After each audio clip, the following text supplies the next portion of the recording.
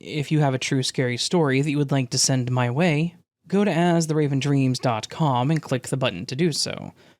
And of course, thank you.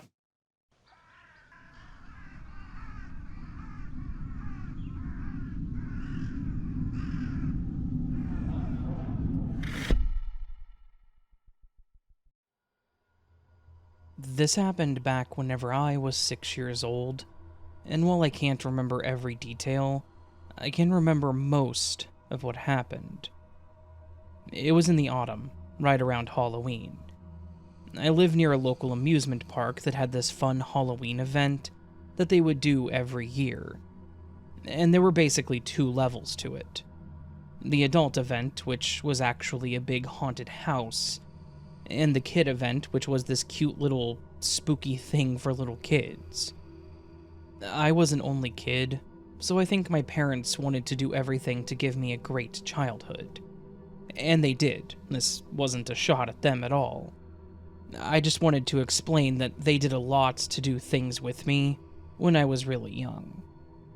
We went to the amusement park every year for several years, and it was a really fun time. Minus the aforementioned year when I was 6. My love for the macabre started back then, actually. I have always loved the spookiness of the season, and I can thank my mom for that. I think that's why they took me to the Halloween events at that park every year.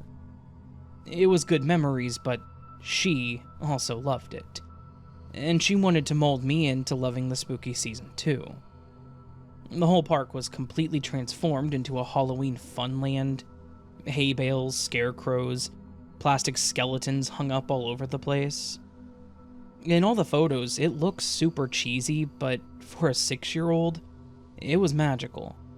Like stepping into another world. One of the main things I remember is that the park always smelled like caramel popcorn. I don't know why I remember that specifically, but it's one of my core memories of the place. Sorry, I know that was a bit long-winded. I don't mean to stretch this out too much, I'm just a bit nostalgic. My 6th year alive was, if I remember correctly based on the pictures my parents still have, the 3rd year that we had been going to the park. And in spite of what happened, it was not the last time. At one point during the afternoon, I remember telling my parents that I was feeling hungry and that I wanted caramel corn. My mom mentioned that she had to go to the restroom and told my dad to take me to the popcorn vendor to get some caramel popcorn, and that she would meet us back at the tables. My dad and I walked over to the vendor, and he was getting the popcorn together to purchase, getting the money out and whatnot. At that point, I was just standing there waiting, and I got very distracted by, of all things, a balloon cart. I remember that I saw a balloon at the cart that was shaped like a bat, and I wanted it, so I shuffled my little kid feet over to the cart to look at it. I was just standing there staring at the balloon when I felt a hand on my shoulder. I immediately thought it was my dad and said, "Dad, can we get that balloon?" and looked up. As soon as my eyes met with the eyes that were over me, I realized that it was not my dad. It was just some random guy. As soon as our eyes met, this man smiled and said, "Of course, honey," and then handed the man at the balloon cart some cash, and grabbed the balloon, and then handed the string to me. I grabbed it hesitantly and just stared at this man. He sort of pushed me along slightly, getting me a few steps ahead of the cart. I watched as he pulled a cell phone out of his pocket. It was one of those old Nokias, if I recall. You know the type. And he started pushing the buttons on it, but kept his other hand on my shoulder. My little 6-year-old brain was starting to ring alarm bells. Something was off. I remembered my mom telling me things like, "Don't walk away with strangers" and all that, but I was also a bit frozen in confusion, as this man had just bought me this balloon, and he had a grip on my shoulder. I said something like, "I gotta go find my dad," The man glanced down at me from his phone and gave me a big grin and then said, "Oh, that's okay. I know your dad. He's out in the parking lot. Come on, let's go find him." Even at that age, I knew that something was really off. My dad would not be in the parking lot. He would be at the popcorn stand, as that's where I saw him last. I wasn't that far from the stand, but for some dumb reason, my little brain wasn't even looking for him. I was just staring at this guy and probably thinking, what is this guy doing? Why is he doing this? As I thought this, he started pushing me a bit harder, getting me to walk forward. And for whatever reason, I kept walking. I was scared, obviously, and I did not want to go with him. I think that I was just having a panic attack at that age, and I didn't know what else to do. Then I did what was probably the smartest thing I have literally ever done. We were walking, him behind me with his hand on my shoulder, and I spotted a person dressed in a clown costume. He was standing there waving at random people, and at one point we made eye contact. As soon as we did, I shouted, "I can't find my dad! Help me find my dad!" As soon as I shouted this, the clown stopped his act and stood up straight. I'm pretty sure that he was staring at the man that was pushing me. As soon as I yelled this and caught the clown's attention, the man let go of my shoulder and just kept walking right past me, as if he hadn't had anything to do with me. Like, he wasn't just pushing me towards the front gate. The clown shouted, trying to get people's attention and trying to get the attention of security, I would guess, saying, "Hey, stop that man. The man with the blue baseball cap, green t-shirt. Somebody stop him." He then knelt down toward me and asked me if that man was my dad. I shook my head no and told him that he said he was going to take me to my dad and that I didn't know him. I remember the look on his face. He may have been dressed like a clown, but he looked horrified. He grabbed my hand and asked me if I was okay, asked me my name, and then asked if that man had hurt me in any way. I told him that he didn't hurt me and that I just wanted to find my dad. He nodded, and he asked me where I'd last seen him. I told him that we were getting popcorn, and he told me to come with him, and that he would find my dad.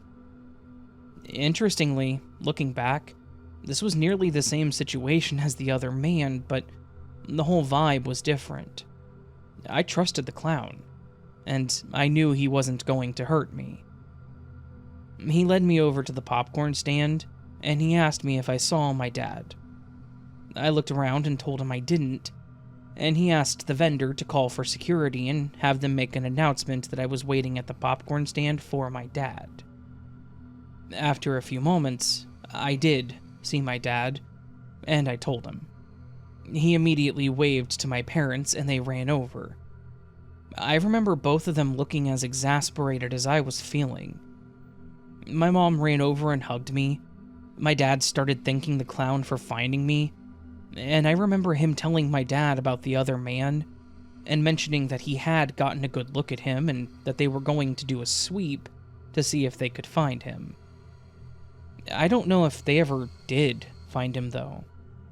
I just remember that my parents were extra clingy, and they gave me a stern talking to about the whole thing.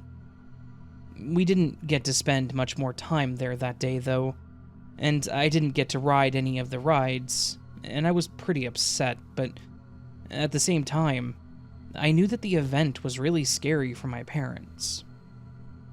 Obviously, I didn't know the whole situation, and how close it was, until I was much older. While most people are scared of clowns, after that, I actually had the opposite idea of them. They were my heroes.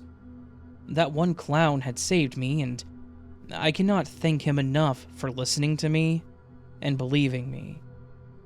I was glad that I'd had that idea at that age, that I hadn't just completely frozen, and I thank that man for quite possibly saving my life.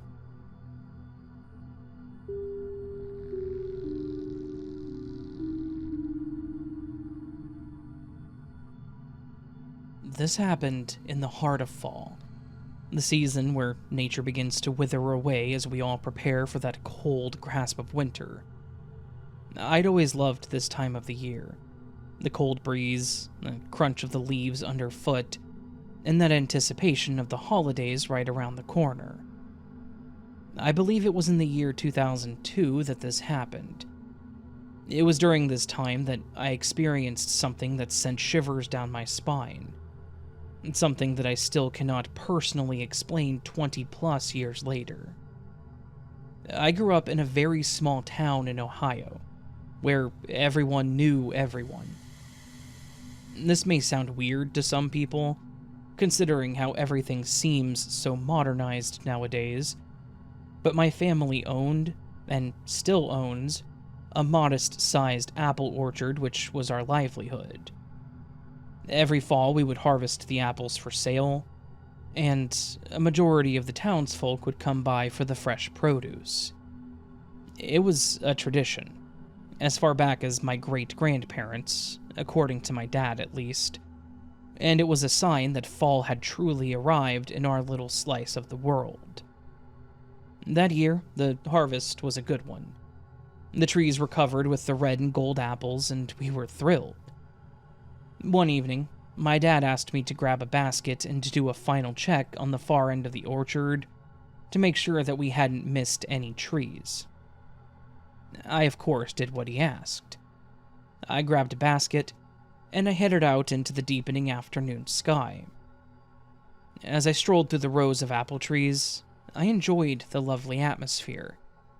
The wind was blowing through the trees, causing that calming rustling sound to reverberate around me. And there were also a few birds chirping and randomly singing. As I reached the far end where the older trees stood, I felt an eerie calm. It was almost too quiet out there as far as I could tell.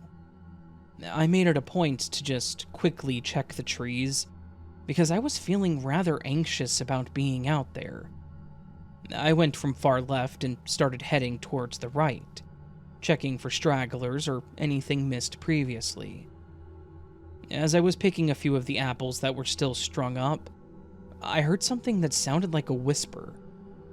It was faint, seemingly carried by the autumn breeze.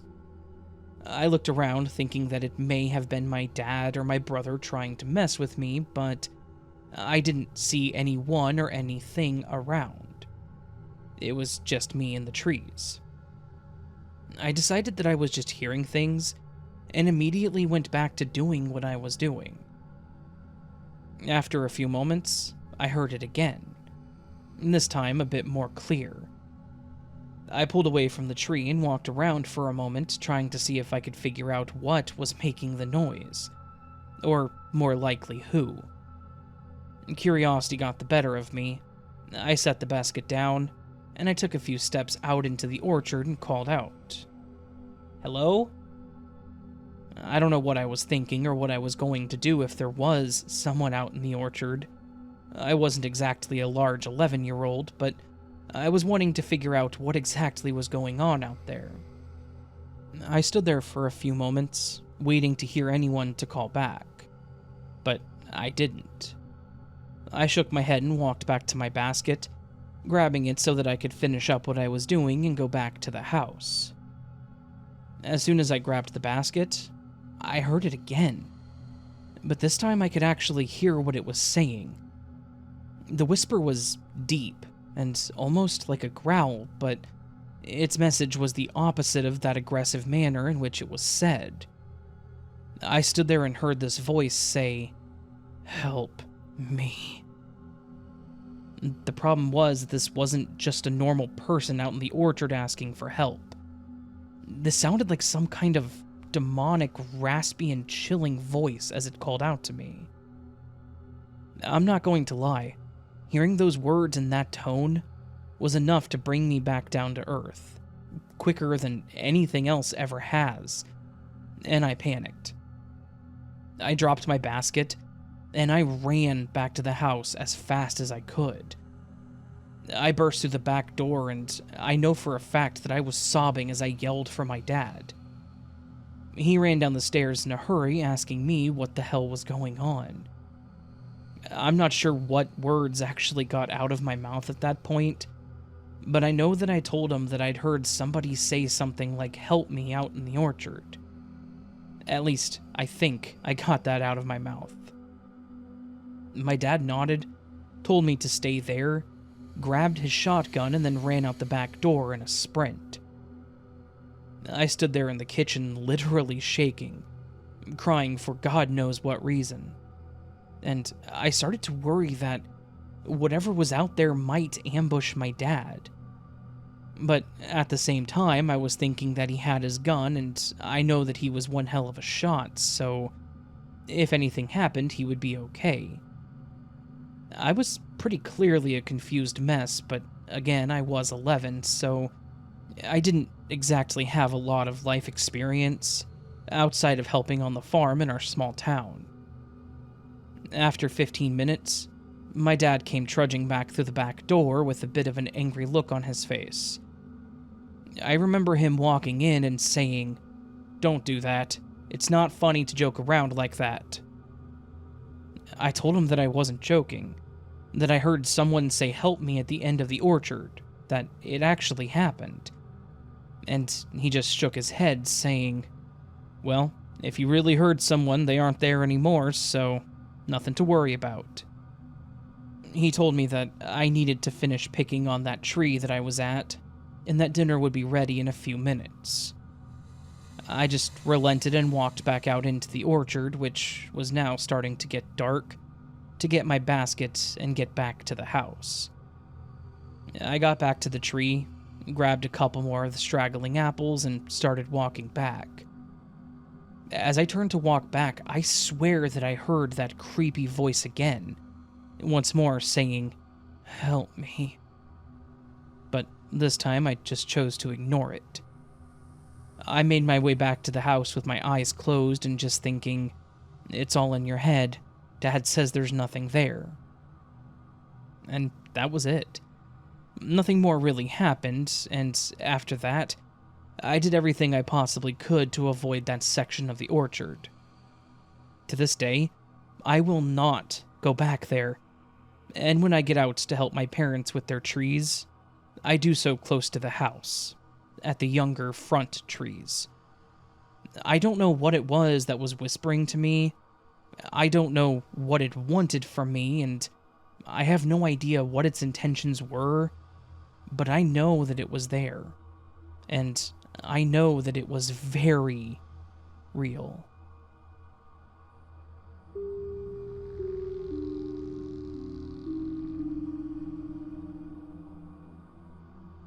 So, I never been the whole type to believe in ghost stories, or the things that go bump in the night spiel. I've always been a kind of skeptical person, not because I think people like to lie about their experiences or anything, but because I've never personally had an experience, and I'm very evidence-oriented. But when I had an experience back in autumn of 2016, I kind of changed from a skeptic to someone that more or less believes in the paranormal. I had just turned 17 about a week prior, which meant that this was in mid-October, as my birthday is October 9th. It had just started to hit that point where the autumn air had that crisp bite to it, and the trees were showing off their fall colors. My mom and I were living in a rental, an old colonial house that year.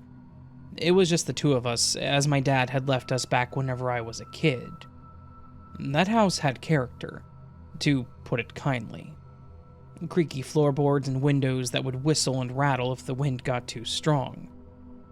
I always thought it was atmospheric, perfect for that spooky autumn vibe, hot chocolate, layered sweater, and watching old movies. I may have been a skeptic, but I still loved the season. That year was the first year where things would happen that would be weird and creepy. The events would start off small, mainly lights flickering. The lights in my bedroom would start to flicker at night. At first I blamed the wiring, the house was old as dirt after all. I told my mom and she mentioned that I needed to check the light, and make sure the bulb was in the housing right and that nothing felt loose. I did, and nothing seemed off, so I just kind of decided to live with it. After a while, the flickering would be joined by the sounds of footsteps. They were soft but deliberate. As soon as the light would start flickering, I would start to hear these soft footsteps of someone tiptoeing down the hallway toward my bedroom, but then stopping as they got to my door. At first I thought it was my mom, but I would open the door and she wouldn't be anywhere near my room. In fact, she would be fast asleep. I could even hear her snoring in the room across the hallway. The peak of all the weirdness actually happened one night during dinner. I think it was about a week or so after the footsteps started. My mom and I were sitting at our dining room table. We would actually sit and have dinner together frequently and sit at that dining room table. It was a colder autumn night, so my mom had a little space heater in the dining room to keep us warm. We were sitting there eating dinner, having a nice chat about how the day had gone, when the lights to the dining room randomly flicked off. We went from laughing and having a nice little chat to sitting silently in a room that was lit only by the light orange glow of the space heater. We both kind of paused, and I'm guessing we were trying to figure out what had happened, and I mentioned that I would check the light switch. I got up, went over to the switch, and sure enough, it was turned off. It was weird, but whatever. I just turned it back on, said that that was strange, and that was that. Or so we thought. About 3 or 4 minutes later, it happened again. We were back to talking, and then all of a sudden it was dark. I sighed, and I mentioned to my mom that it was kind of annoying, and then asked why it was happening as I turned the light back on. After I hit the switch and turned back to my mom, her face was white as a sheet. I asked if she was okay, but she just kind of stared at me for a moment and then said, "When the light shut off, I saw something."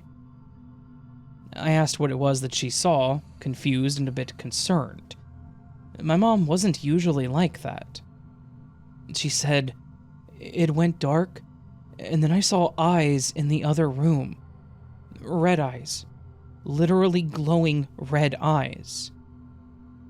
I chuckled slightly and mentioned that she probably just saw the reflection or glow of the heater, but she shook her head and said, "No, Q, I did not see a reflection. It was too high up, and these were bright red glowing eyes." I once again tried to explain it logically, saying that it was probably nothing, and that it was just a light in the other room, trying anything to dismiss this as anything unnatural. As soon as I said something like, "Mom, calm down. I'm sure you're just seeing things," there was this major crashing sound that came from the kitchen. We both jumped, scared as hell at whatever that was. I ran into the kitchen to see what had happened, and much to my surprise, the dish strainer was sitting on the ground, with the dishes all over the place, and several glasses and plates were shattered. I just stood there staring at the mess. My mom came in and quietly said, "What the hell is going on?" At this point, I went from not believing to being filled with adrenaline and thinking, "My God, this place is haunted by something malicious." There was no way for the dish strainer to just fall off the counter. It wasn't at the edge. It was at least 8 or so inches back and next to the sink. The only way for this to have fallen like that would have been for it to have been yanked or shoved off of the counter. We spent a long time cleaning up the shattered glass and ceramic.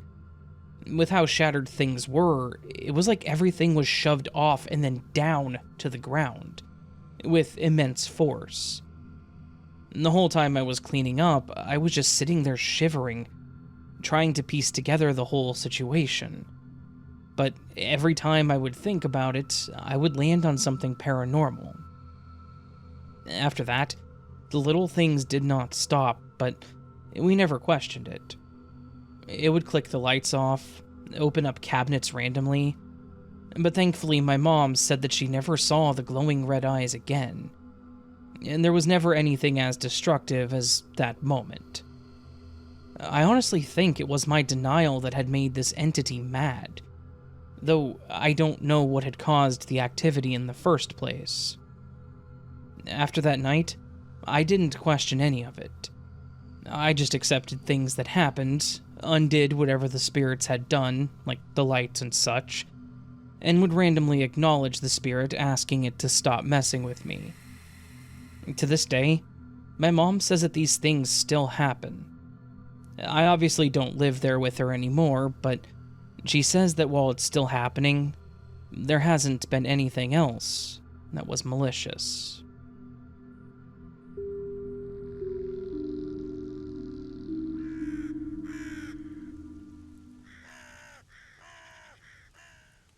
Him hum haul. These were stories about the fall. Yeah, these were some autumn stories, some scary autumn stories for you all to enjoy in this turning season if you live on part of the planet where it is now becoming autumn, and if you don't, then you know how the autumn is whenever it is autumn there, so you can still appreciate them.